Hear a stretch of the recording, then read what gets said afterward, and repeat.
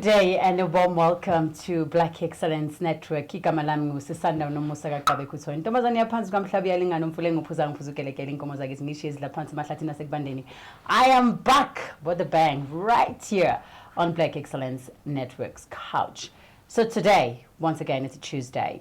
But maybe before we can go there, we sincerely apologize that we're supposed to have started at 1300, but we had technical glitches, which we're still going to get into that. I would like to welcome our guest today, Mr. Johan Erasmus. We're talking state capture. Mr. Erasmus, we welcome you on Black Excellence Network. Thanks very much. Nice being back. Definitely. If you missed it, last week we had Johan Erasmus when we were here discussing bits and bits of states capture. And to tell you what, immediately after that, we had massive responses, and we understand how important this thing is for the people of the Republic of South Africa and abroad, actually. So first, we had our website crashing. We are not really sure what might have happened, but then let us go back a little bit to the response that we had last week after your interview. Maybe before we give you our experience, what your experience has been since the last time. My experience? So I've seen a lot of positive response. I've seen a lot of people complaining, especially white people, because I've touched the nerve. It's time for soul searching. They've got to make a decision. Where do they stand? In South Africa? Are they part of South Africa? Or are they just drifters who will drift away in any case? Okay. Talking about people complaining, some comments or some people, of course, everybody's entitled to their own opinion and we respect it. But there have been a lot of people, especially white people, that felt that you are just a grumpy old man. Are you a grumpy old man? No, I'm a difficult person. I don't take nonsense. I don't have to take nonsense. And whenever people treat me fairly, I will reciprocate. But the big thing is it's always been, and this I can state categorically, throughout my life, if there's been a problem, it's been a white person, not a black person. I don't know what's the problem with the whites, especially the whites in the Transvaal. I come from Cape Town. The Transvaal. Yeah, Transvaal, make it very clear. Not just Gauteng, not just Mpumalanga, but throughout. It's as if there's, from the Cape to the Transvaal, it's as if it's two different worlds. And it's the truth. When I was a student at Stellenbosch way back in the old days, and I'm meaning way back, we always said that the Transvaal is 20 years behind the Cape. In the way they look, in the way they talk, in the way they think. And that's the truth. They do not open up to other people. They want to be, I don't know what. They live in a fool's world. Okay. All right. Keep it at that. I get you. So perhaps one would be wondering that, okay, a lot of things has happened. We've been going through this for over 20 years now after the democracy. However, South Africa has gone a very long journey, but there's still a lot that needs to be done. You've been here, you were here on years ago. Why now? Why now are you talking about this thing? What is it that drives you to start now to try and make a difference with the knowledge that you have? I'm not just starting now. I've been doing it all the time. But people were never listening. I never had the platform. I was marginalized for what I'm saying for the simple reason because especially my white colleagues and friends do not understand what I'm talking about. You must understand one thing. I come from an intelligence background. I ran into some French people in the 1980s. They told me they got into Gabon during that time at a place called Franceville. They found a massive farm there with ananas, pineapples, and all these boere all with British passports, and none could speak English. And I was always astounded that these are the type of operations being run by Foreign Affairs at the time and military intelligence. Why don't they train their people? Mm-hmm. In 1994, and I must tell you this, just before the elections, I told Bram Viljoen, the brother of General Constant Viljoen, who was a lecturer at UNISA, go and tell the general, I say, me, Johan Erasmus, vote for the ANC, because it's a numbers game. Firstly, take your white experience, because you have got white experience, into the ANC. And you say to the ANC, here we are, we'll build you, but you don't mess with us. Inside the ANC, you can have absolute democracy. Where's the DA today? I'm very sorry to say the DA is not living up to expectation. Yeah, it might be because they've inherited certain situations, but still, in Tshwane, I've seen this morning, Derek Coetzee on Facebook commenting and saying that officials are telling him, Derek Coetzee is a former councillor from the ANC, that officials are telling him that things are not functioning, especially in the property department. The big thing is, where is the leadership? Where is the leadership? Yeah, leadership, you can ask for the black, but there's much more leadership in the black side. When I listen to Julius Malema, when I go to BLF website, they don't talk nonsense. They talk some nonsense. Okay? But there's a lot of truth in what they're saying. And that is what one has got to look at. So earlier you said white people don't understand maybe the facts that you bring on the table. Yeah. Do you think they really don't understand, or they just don't conform to what you say? They really don't understand because they don't want to understand. You know, their viewpoint is, we're negative. We're negative because perhaps we're going to pack our bags for Perth. We're going to become a PFP, packed for Perth. Or, I mean, the Afrikaner always thought of himself as being part of the 10.5 Jewish tribes in the diaspora. As I said to you last week, Christians, were they? If they were Christians, would they have thought like that? Would they have had more empathy for their brothers and sisters? It's not about the color of your skin. It's about the color of your money in the end. And this is the situation. The Afrikaner was taught to be a patriot. I was there. To be a patriot. Money was for scallum people, for sly, cunning people. Money was for the Jews. They even never understood the Jews. I've got a lot of Jewish friends. I've got Muslim friends. As I said, our exposure to people. We were living in islands of isolation in this country for far way too long. I'm not saying you must now become house friends and party together. We are different, but it's about respect towards each other and to understand each other's viewpoint. Keep an open mind. Because that farmer sitting there, wherever in the country, especially in the northern Transvaal, he's busy farming. He's looking tonight, if he wants to look at this, and saying, what the hell is going on here? He's got a lot to say, but you know what? I was a volunteer in the military. My white troops were my weakest troops. Okay. Maybe before we get into there, Mr. Erasmus needed a platform where he could actually voice out his views and share with the people of South Africa what he has experienced and how can we together build this nation. So in my understanding, you being here at Black Excellence, it's not that you're just coming here to lash out on white people or to maybe promote black people in any way, but just to bring the facts that South Africa needs to know and probably find a way of working together to build a better Republic of South Africa. Is that correct? Okay. That was just a background of, real recapping of what was happening last week. Now let's start what we are here for today. What are we here for? I have a lot of questions. Ask. And when we were talking on the background, you've dropped to me a lot of names that got me, what? you know. So I am at a greatest liberty that I have, you know, some background information of what.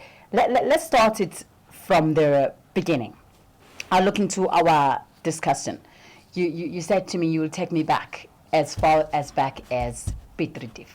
Yeah. And then we're just going to go from Piet Retief to the current situation that we have right now. You see, news and history is packaged by whoever's in power. Piet Retief is a case in point. When you Google him, you will see the whole time people say he wasn't very successful in business. But what they don't say is, Piet Retief married various widows and he squandered their inheritance. He was a so-called Afrikaner leader, and I've got no doubt that he might have been a man of integrity and honor, as they describe him. But I've got a problem, because you must remember, when the Voortrekkers left the Cape Province in Cape Town, they left it for one simple reason. They didn't want to pay taxes to the British. They wanted to find farms where they could farm, where they themselves could make a living and become rich. That's why later on in the old ZAR you find that the Boers never paid income tax. And this was published by the late Dion Basson. I told you last week. It was only the miners and the foreigners, the Auslanders. Now Cecil John Rhodes himself occupied himself with this issue, which ultimately led to the Second Boer War. So you mean Piet Retief himself kept out South Africa? Yeah. No. He was born in Wellington. But again, and that's one other thing. He was made into a leader because these people coming out was not in a structured fashion. So he was made into a leader on an impromptu basis. Mm-hmm. But the big thing is, it doesn't matter what you did. Whatever you're doing now, if you can make it good, anything can be absolved, anything can be forgiven. Mm-hmm. And this is where the problem comes in. Mm. But the big thing is, as I say, for objectivity, the history is not told in a truthful manner. Never. I mean, while we're still here on the matter of history being told in this country, I mean, the Department of Education, together with the, Don't worry. together with the African National Congress, have tried to bring history to be comparable in all our schools. And I mean, I studied history at Langelihle years back. And of course, the type of history that we were taught, it was obviously glorifying colonialism. It was making us believe that the colonizers did us a favor. They came here to change our lives, to make our lives even better. And as we're still here, you mentioned to me earlier about the fact that there is a problem with white people in terms of leadership. But, I mean, it's kind of contradicting to what we understand lately. You will notice that in some places they'll be like, no, if there's no white person as a leader there, that place is bound to fall. It's just going to be crap. It's not going to do well and blah, blah, blah, blah. You need a white person because they know they've got experience, they've got expertise or whatever that they come up with. And you are here as a white person, and we're still going to go into that. You don't identify yourself as an Afrikaner. No, for sure not. You say you are a South African or an Afrikaans-speaking South African. I mean... Because I can speak many languages. Yes. But I am also a Tswana-speaking South African, a Zulu-speaking South African, English-speaking South African, as well as Sotho and Xhosa and the rest of other languages that I'm able to speak fluently. But I still identify myself as a Zulu person. Why do you say you are not Afrikaans? Yeah, but you must remember, you have a culture. When I ask you, what is your totem, you will be able to tell me, what is your totem? The lion. Exactly, the lion. In the Afrikaans community, what is our totem? What binds us together? The Afrikaners have got 3 churches. They cannot stand together. Remember, this comes from the old Dutch situation. Last week I told you about the findings in the first Carnegie report. The Afrikaner is lazy. He does not want to work. He wants to squat on the rich Dutch farmer's farm. Verwoerd didn't trust the Afrikaner. He imported Dutch, Hollanders, to work in the civil service in senior positions. And that is the problem. The Afrikaner has done well for themselves, but I'm not a part of it. I don't want to be. I'm very sorry. Because they've always shown me they can never stand together. There's always jealousy. You know, what they used to say in Europe, when you catch crabs, you must take a carton box to put the crabs in because they stay calm inside. Mm-hmm. In South Africa, if you want to catch crabs, for instance in the Free State, wherever there's water, Mm-hmm. you need a deep bucket because that's like the Afrikaner. The one that tries to get out, everybody's trying to pull him back always. I'll give an idea. Nedbank in the 70s, Owen Horwood, the Minister of Finance, was a director in Nedbank. Nedbank nearly went belly up. The government saved it. Volkskas got a loan of R1 billion at 1% interest from the Reserve Bank, which was invested at 16%, which means they immediately got 15% return per annum on money which wasn't theirs. This is how the government of the day helped Volkskas, which eventually became Absa. Mm-hmm. Now, in the amalgamation of United Building Society and Volkskas, the Rembrandts at that stage held about 19% of the shares. Yeah.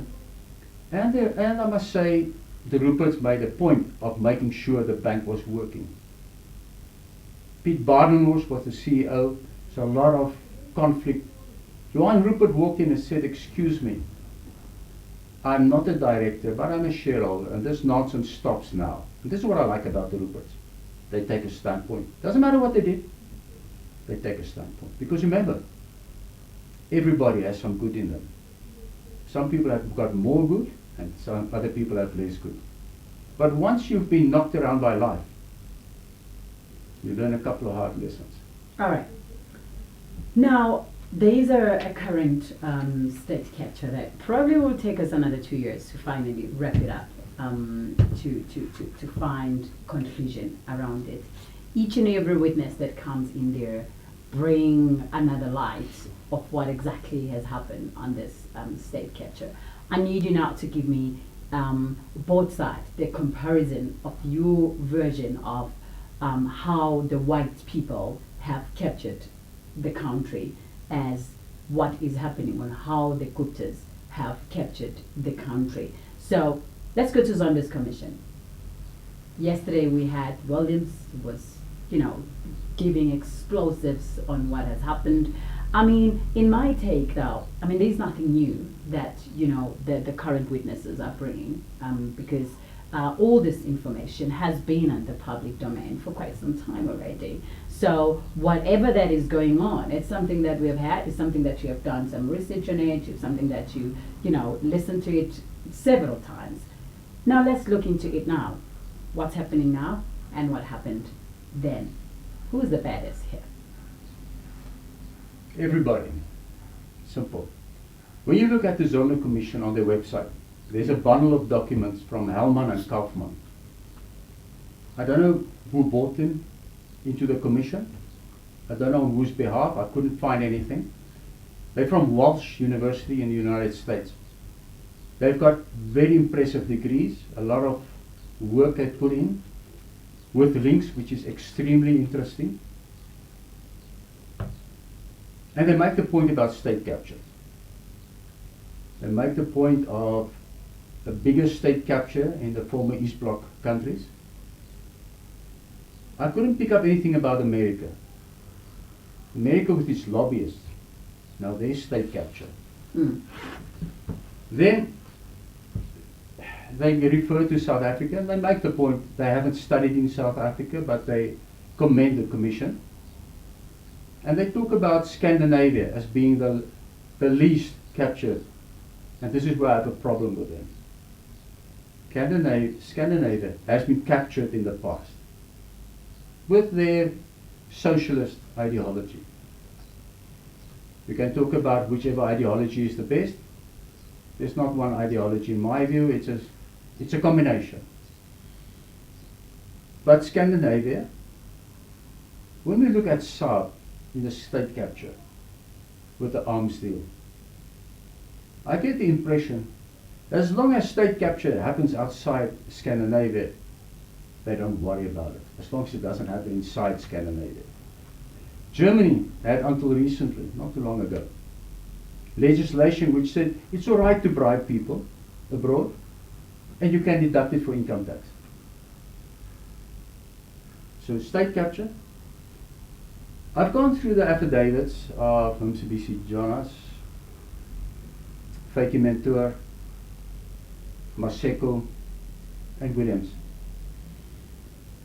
And interesting enough, I made the point last week. We've got the legislation, Act 12 of 2004, Section 34. If you suspect corruption, you must report it to somebody senior or to the police. In this regard, the whole Parliament, with a few exceptions, are guilty of not doing it. And I mean it. From ANC right down to the Freedom Front. The only guy I could find that was charged under this legislation was Duruzani Zuma. Duruzani Zuma has been going in and out of the country, but the Guptas are too afraid. They were very arrogant. They were told everybody they were controlling, according to Faki Mentor. They were controlling the intelligence services. George Stemanovich, the intelligence agent which was shot earlier this year in Serbia on that Sunday morning, he specifically made the point on various occasions that the Guptas was linked to Indian intelligence. Now the question is, when we go back to the London School of Economics, which is one, a training ground for Marxism, that is what it was always seen as. Secondly, it was a recruiting center for British MI6. That's what I'm saying. Look at Thabo Mbeki. And Nkosazana Zuma also came through that role. So, when you come to state capture, and this is what Hellman and Kaufman make specifically the point, and I agree with a lot they say, is that it's about creation of policies to ensure that you have an easy road in stealing, because this is what it is, it's stealing. Make no mistake, after the British War, Boer War, 1902, there was a lot of capture going on. Because if you could capture the state who is the biggest spender, 94 elections, jumping back and forth. A company was doing the elections in Middelburg in Mpumalanga. An engineering company, consulting engineering. And I mean, a consulting engineering company doing the elections in 94, the logistics. And they were paid second to none. And one of the directors made the point at various stages, he would like to take over the municipality so he could get his hands on the money. Today we have a guy by the name of Neil Diamond that comes from Ekurhuleni, who is now the municipal manager in Bombela. He didn't come through the ranks of, as per the legislation in local government. The same with the DA in Tshwane. After the elections, last local government elections, when their councillors were in place, the first 50 nominees standing by to replace councillors resigned and became officials for salaries and pensions. It's facts. Go and ask Marlies Fourie. She's the MMC for finance. She's a brilliant, brilliant, brilliant woman. But again, she hasn't got support. Solly Misimanga has been striking deals with every comrade. Every comrade perceived to have been doing wrong under the previous, under Sputla's administration. People do right, people do wrong. People willfully do wrong. And this is where it comes back. State capture happens because somebody is not doing their job. And here I point the finger at National Treasury. National Treasury is the custodian of the local government, Municipal Finance Management Act, 56 of 2003, and the PFMA, Public Finance Management Act 1 of 99, and its regulations pertaining to tenders. I've been in the fight on tenders. I've won all the cases. Even if the judges made it difficult for me to get through, because you can't win against the state, which is utter nonsense. And this is why it happens. And this is, all this while I'm putting the finger to Treasury, the problem goes back to the legal system. Justice is about truth. The law is about lying. This is why you have the justice system failing the country. Advocates looking to see how they can make money. And congregating, sitting together. You will have the situation with the office of the state attorney and 80 billion rand of money stolen with fictitious claims. That's only the one department.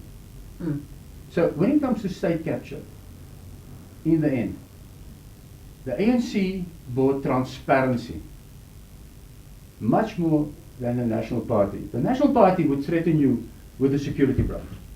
Double quick time. You will be locked up because you're a troublemaker. That's what happened. I see.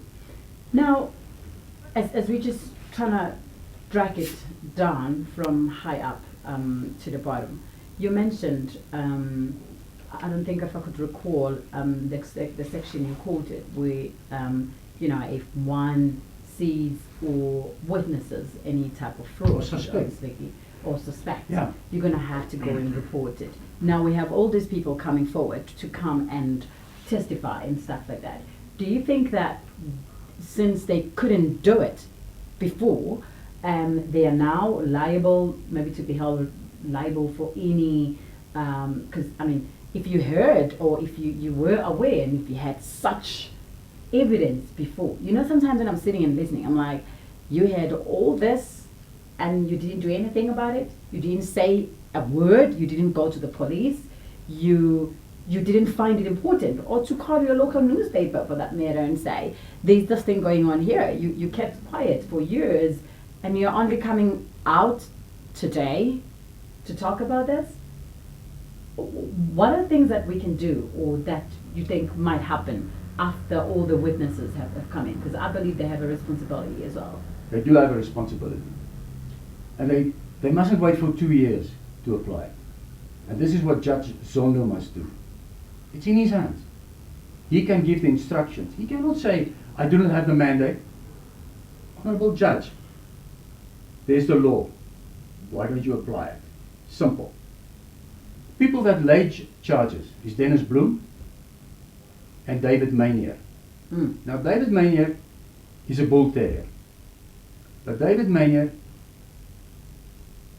when he was still on defense, many of the defense people came to him. But many of those defense people were running false flag operations under the guidance of defense industry to ensure he got this information. And not only him, the comrades of the ANC on the defense portfolio were also misled by these people because it's about money. I'll give you an example. When the arms deal hit the newspapers, the National Party was very quiet. Henny Smith was the spokesperson for defense in the National Party. Henny Smith was the organizer in George for P.W. Botha. He succeeded P.W. Botha as member for George. Johan die Rand was the go-to man for Martinus van Schalkwyk. He comes from Eersterus. Johan die Rand said to me, but it's because Then his family had all contracts with the defense industry.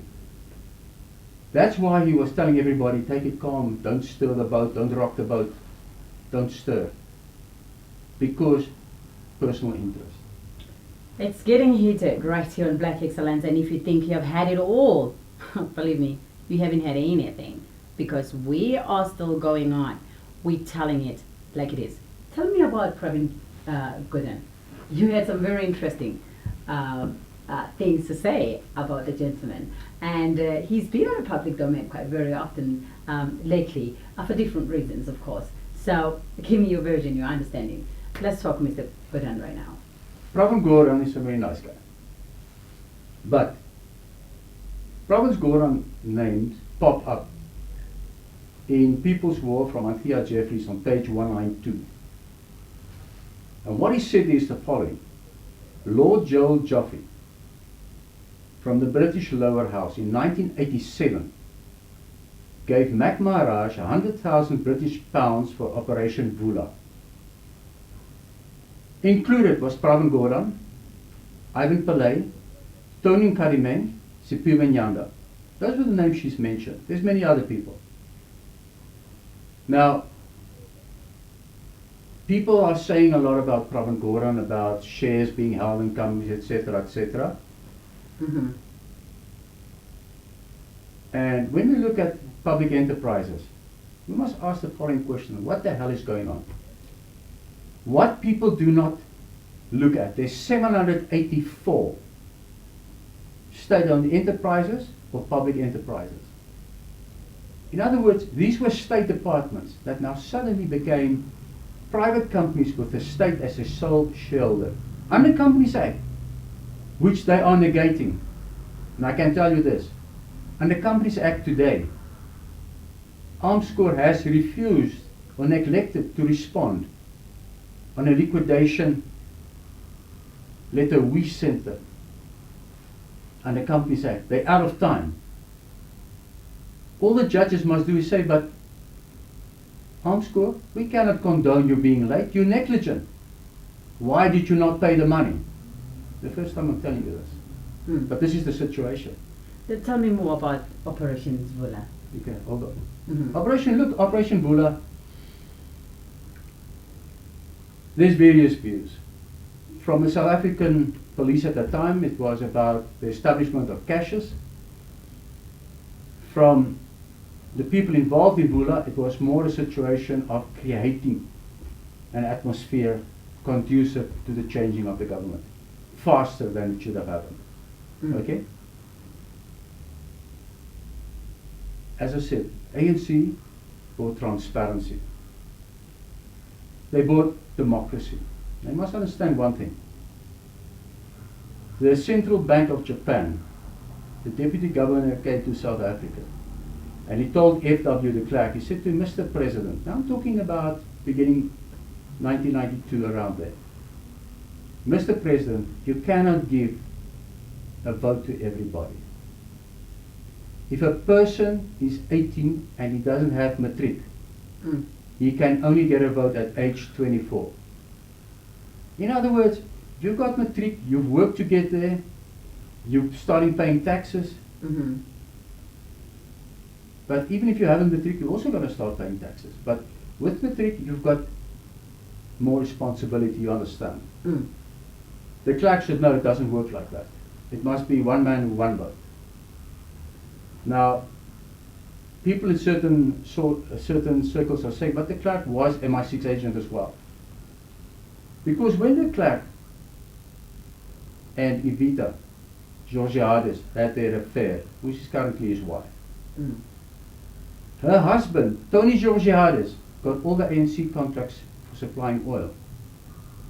You must remember, Mark Rich Corporation from Switzerland, behind Glencore, was supplying the bulk of the oil to South Africa during sanctions period. And make no mistake, there was a premium on oil, because I've been into that sector as well.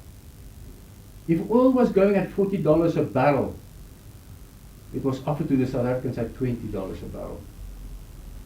They didn't pay $20 above the market price. They used to get a discount. Thabo Mbeki's wife, allegedly, has been getting commissions since his days on oil imports into South Africa. Now, if you imagine, if she gets $2 a barrel, a 100,000 ton tanker is 700,000 barrels. You have 7 barrels on light crude to a ton. Times $2, $1.4 million per shipment. How many shipments a month? 60, 80 outside of Durban and Cape Town? What substantial amount? Where's the money going there? Thabo Mbeki, when I was sitting with Terry Crawford Brown on the arms deal and Richard Young, and we're talking about a lot of things. And Richard Brown was explaining and saying, look, this corruption is like a wagon wheel, but like a wagon wheel in 3D, because it's layer upon layer upon layer upon layer. You know what? It comes from the old days as well, but we were not allowed to see it. Mm. In Absa, old Volkskas, this guy passed away. His son inherited $1 billion. $1 billion from his father. Was working in Volkskas in Absa. Because he was the man charged with putting through all the arms corps payments and income on weapons exports to funny places. And arms corps paid him. Arms corps paid him. Mm. So, state capture, sorry.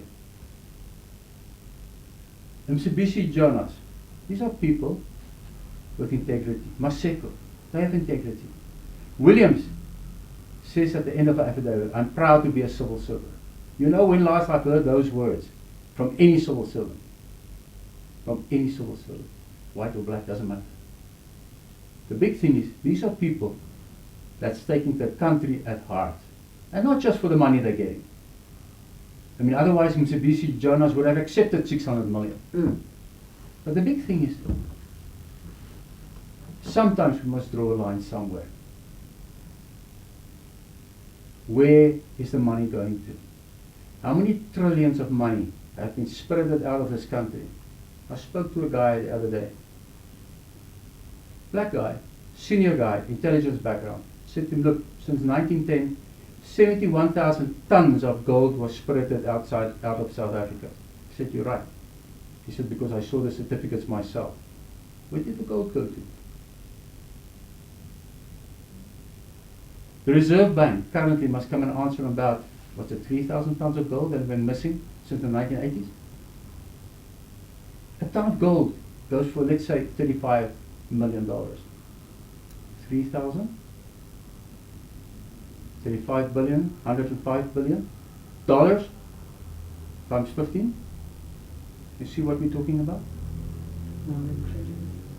I've got a calculator that can take 18 zeros. It gets overloaded very fast. I specifically went looking for that calculator to do those calculations. So when you come to state capture, who's been behind it? As I said, the Ruperts. They've been doing a lot of things. And even today, Grindrod Bank is a brilliant bank. Belongs to the Ruperts. And they're banking SASSA. The SASSA payments are going through them. And how did SASSA get involved with Net 1? Serge Bellamont. Because of Thabo Mbeki. Do you know why? I was there. I was in the group of people that were told, you will not continue with this tender for the creation of the Social Security Agency. The boss, Thabo Mbeki, has already appointed people. So what do we say?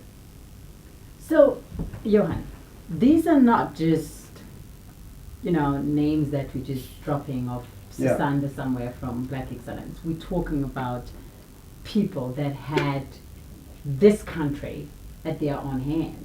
Correct. And in my view, these are not things that happened in the past and ended there. It's still ongoing. Of course. And we are not seeing anybody doing anything about it. What are we going to do about this? You spoke of Mr. Thabo Mbeki's wife benefiting allegedly from illegal deals. Yeah. The Rupert's still continuing. to capture our country, getting all the contracts, doing all the sorts of different types of jobs that they're doing to earn whatever they're earning, but really nobody is talking about it. And now that you're here talking about it, you mentioned earlier that you were having a problem with the platform, the media, that you could, bring this information out there and then the government will do something. Let Now- me start by answering you on the media. Okay. The media is manipulated. The media is manipulated, specifically by intelligence services. George Stamanovich told me, remember at one stage I went every Saturday morning for 6 months to his house in Emerentia. Mm-hmm.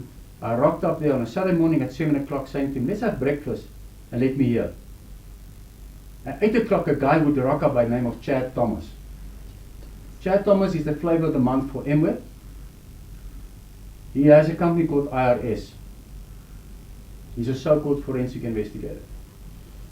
Chad Thomas's name comes up in the sale of council property Mm-hmm. in Bryanston to Dimension Data. Ralston Properties is involved. Chad Thomas was financially in difficulty. The next moment his daughter's school and university fees are paid. He gets a new BMW. But City Prop in Joburg, Joburg Prop, under Amanda Nair loses a hell of a lot of money. Then, a property in Bruma gets sold for 4 million rand to this group of George Stamanovich, which they sell to the Chinese for 90 million.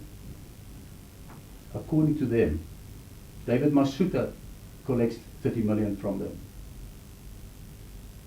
The attorney working with them makes an affidavit and says Jeff Radebe is his partner. The brother-in-law to Cyril Ramaphosa. You see,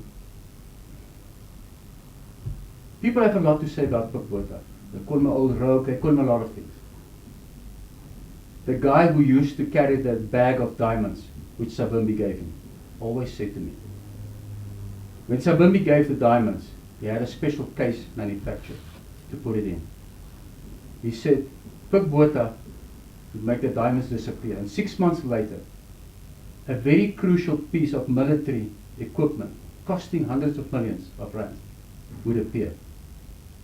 So whatever you want to say about Pukbota, he did also a lot of good.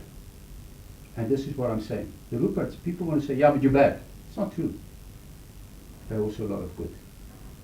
Fanagongwana, his name is mentioned everywhere. I don't even think he knows that his name has been mentioned. He's not only bad. As a matter of fact, there's a lot of things that can be said about him. And I've listened and I've heard a lot. Mm. But he must also be doing some good. And this is where it comes about. People have a lot to say, but people are not willing to stand up. You know, they say, they will take me to court. I've been 9 times in court for slander.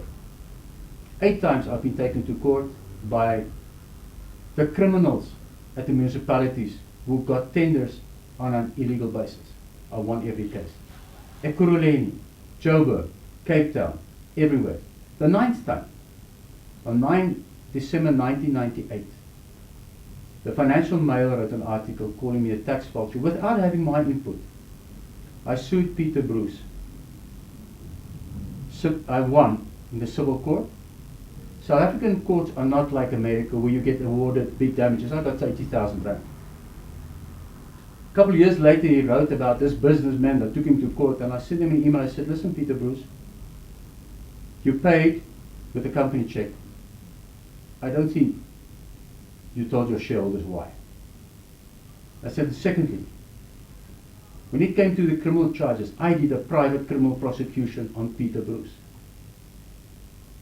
I had him sit amongst the criminals various times, up to 5 times I think, in the Johannesburg Magistrates Court, until the file went missing. The file went missing, and I said, you know what, that's enough, let's leave it for there. Barney Pitiana, at that stage, was doing an interview. He said, you know what, I left South Africa with Peter Bruce, whose family chartered a plane out of Swaziland. And Peter Bruce ended up working in Fleet Street at the newspapers. And now my view immediately is, and when did MI6 recruit him? Because you know, when Peter Bruce opens his mouth on many occasions, he talks sense. As I said, go and look at the BLF website, go and look at the EFF website. There's a lot of sense in it. Tell me, are we still talking about the same Peter Bruce of the media guru? Tisu Blackstar, yeah. Correct. Okay. Correct. But hold on. Let's just go back. Uh-huh. We started with Pravin Gordon. Now, what is happening? A lot of people is now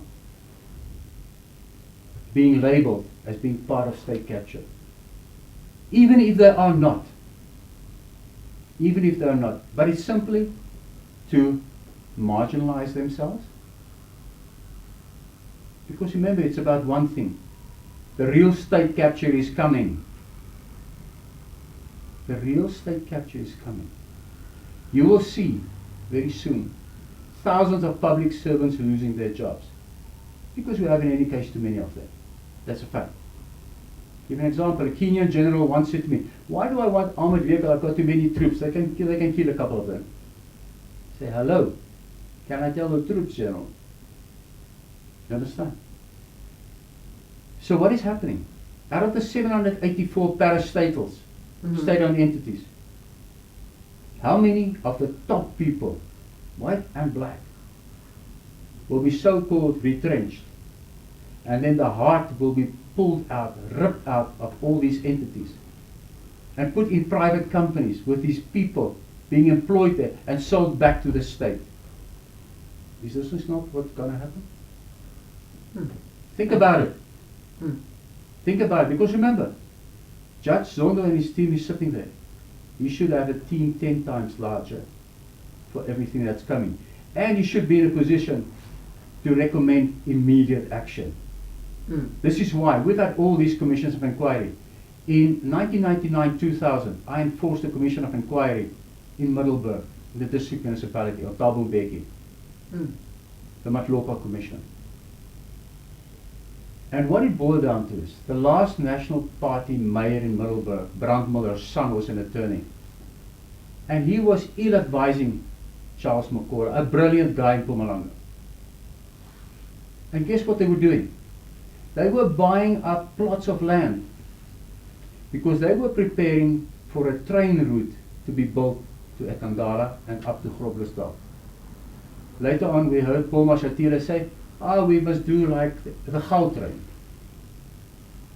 If they bought a stand of land for 1,000 rand and the train had to come over that stand, what would be the value then? Billions. Thank you very much. Sure. I also wrote the Bombela report into fraud on the soccer stadium. Jacob Dladla was the municipal manager. Jacob Dladla got a bursary from a Moorman group in Petersburg. Jacob Dladla tried to block me. He couldn't block us. But Charles Venter was the last National Party mayor. And Charles Venter, people were so afraid of him they had to come and see me at night to tell me what's going on. And Charles Venter has been controlling Mpumalanga with Moorman. Even Didi Mabuza has been controlled. The question is, how far by then? That's a fact. And it's in the report. And Bobby Motahung at the time, the Hawks were going ahead with criminal charges. It was wiped. It was blocked. And guess what? It's come back. 3 weeks ago, Sunday World said Bobby Motahung is going to be prosecuted. Now this happened in one stadium. What happened in all the other? There were 9 stadiums. There were 9 stadiums. And the big thing is, it's not me being clever. It were black technicians in the municipality. Because I went in. When I went in, a lot of people ran. This what happened always. also at Pretoria at the time, municipality, Piet van Niekerk, had their hands in the till, but in a very clever fashion.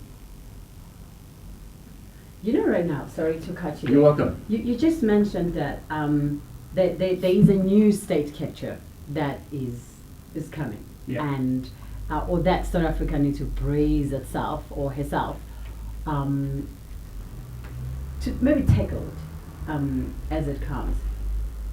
The people you're mentioning are people that we believe they're now standing for black people. They are working with the black people. But to my surprise, they are still being controlled behind. Of course. These are not light allegations. These No, are not. it's fact. So this is information you bring forward Correct. as facts. Correct.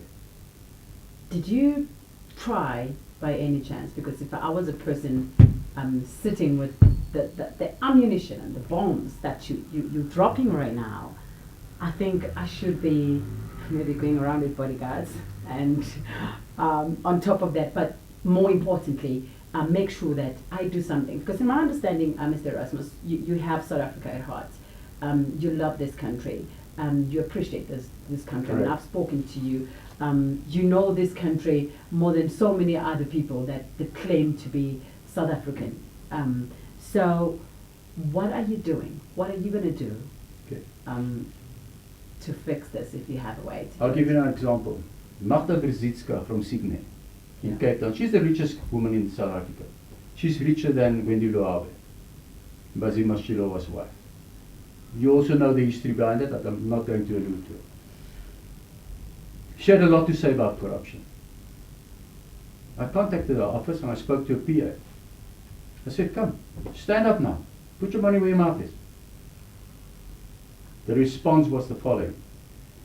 Madam Brzezinska would prefer to concentrate on a job. You had a lot to say.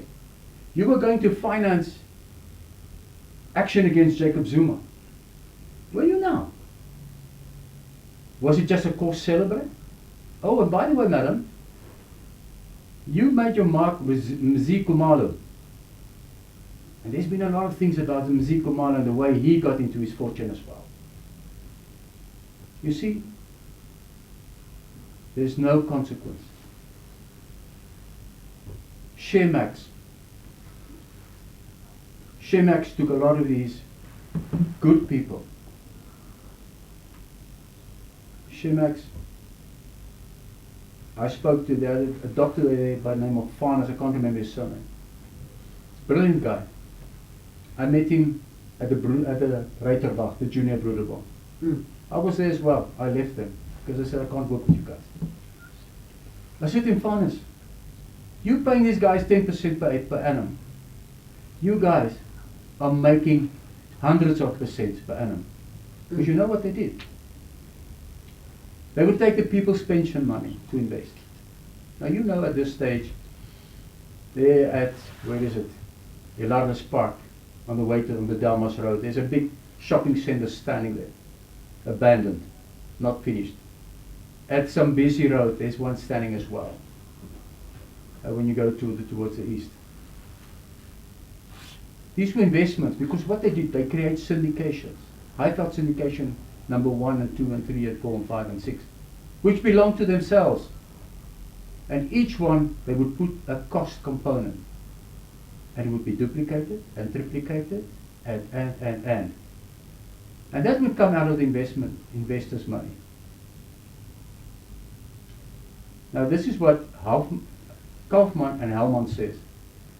Transparency is required. Remember, they haven't looked into the South African situation. But they make a very good point. State capture. Where does it start? Give you an example. You go to Carltonville. You will have, in the olden days, longmen, farming, doing mining and farming.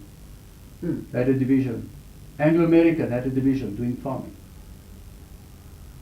Now suddenly, where's the farmers? What about the black farmers? Give him ground, but you've got to give him support for heaven's sake, if he hasn't support, he will not get anywhere. He will suffer. Because everybody thinks farming is easy. You spit out the pip and it will grow. It's only in Goma, in the eastern of the Congo. I've seen you. You spit out the pip, and that volcanic ash, a plant will grow. That's it.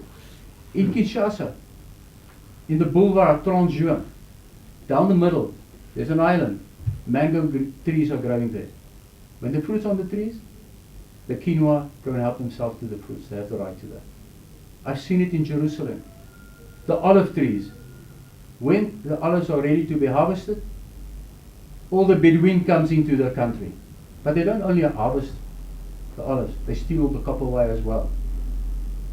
People are very upset with it. But I mean, remember, if you're suffering, you have to survive. How are you going to survive? And this is what it's about. Well, I'm very much interested. I mean, there are people like different types of advocates that would come in. I mean, the Sigma's owner, she stood up and said she would put in some monies in to fund whoever who could be able to get the information and make sure that the former president is, held liable and whatsoever and whatsoever. Now, let's say there's somebody watching out there and say, this guy is bringing a lot of information. Would you be interested in maybe, working with people that would hold these people liable and probably get them behind bars? Why not? But the big problem is, and this I must tell you correctly, the SAPS has always had a problem. They could only enforce apartheid pass laws. The good guys always left for the private sector. Because on a Wednesday afternoon, they all go for sports parade. To do sport. Major sport they're doing is having a braai and a drink, which we also do on a Friday afternoon. And the new black guys also came into this situation. Working and getting these things done, you must remember, intelligence services worldwide are one of the major problems because they are giving wrong information to the government of the day. Always in South Africa, on a Friday afternoon, all hell will break loose because somebody at intelligence headquarters was thinking about a possible threat and everybody at the regional office had to run. The military had an English and an Afrikaans month. In Afrikaans month, the country was going to pieces. In the English month, it was quiet on the home front because the buggers couldn't write in English. You understand? Get you. Now when you go and look and you Google White Boys Trust, you will find an FBI document about the CIA and George W. Bush Sr. writing a strategy during the Vietnam War that the CIA could become involved in drugs. According to that document, the CIA became the biggest drug dealer in the world until today. Okay. Perhaps maybe before we wrap it up, because our hour is almost over, I needed to check something. So, and I need just a yes or a no to this question. Do you agree? You're going to give me money? Okay. Throw it. On the other hand, you are saying that while we're busy, running after the Guptas and the current state capture on Zonder's commission, there is something really big happening at the background. Correct. That we are not being made aware of because everything is being controlled by the very same person that is running what's going on behind and pushing what is happening. So it is true that the current state capture issue that we're facing is just crumbles. Something very little. A massive piece of the economy of the Republic of South Africa is being consumed at the background by the people that you mentioned. It's not just only white people though. They are working with other black people that Correct. are in power. That's true. That's true. Okay, so you had it. We're busy chasing crumbles while other people have a whole lot loaf in their own hands. And before we know, we're going to wake up this country will be gone. It is your responsibility as a South African watching out there to stand up and do something about it. We're happy that we have Mr. Erasmus right here. And as Black Excellence Network, we'll make sure that we at least try and find people that will be interested to pursue this knowledge that you have. Because I think it is the knowledge that can save this country. It is the knowledge that can actually make a lot of changes in the situation of our country. I mean, Stats at Say just released the reports today. We are in recession. It is bad. People are losing their jobs. Correct. You know, the rate of unemployment is going higher and higher each and every day. But every day, it is very, very sad that when you work, if you go to Sun City right now, you go to Sun City, you're going to see at the beach, people are sitting in that handmade beach, you know, relaxing in the sun, having good time. You go just around the corner, Mandela Square, restaurants are full, they're packed, business is booming. And then you're sitting out there as a black child, you say you don't have a job, you don't know what's going on, the Guptas took everything from you. And then you go out into the villages around. Outside Sun City, that center for small business, it's standing empty. Where's the jobs? Go to the villages. South Africa, wake up. Mr. Erasmus, thank you very much for joining us I hope today. you bring me back for some more. I will bring you back for some more. We're going to take a break next week on the States Catcher. Probably next week when we meet, we're going to be talking. I want us to discuss two things. There's an issue of race in this country, Very much. and it's too much. I really don't like it. You're And quite then right. another issue, we're going to talk about land expropriation without compensation. That's another thing I want us to talk about. So we park the bus of state capture next week and discuss those two issues. The race part touches me so much. All of us. You know, I think it's something that we need to bring on the table and talk about it. As of now, what would be your last word to our beautiful viewers and listeners out there? What I've said last week, stand up, be a leader. Be a leader in your community and make your voice heard. Don't be afraid. And if anybody threatens to take you for court to slander, tell them what date.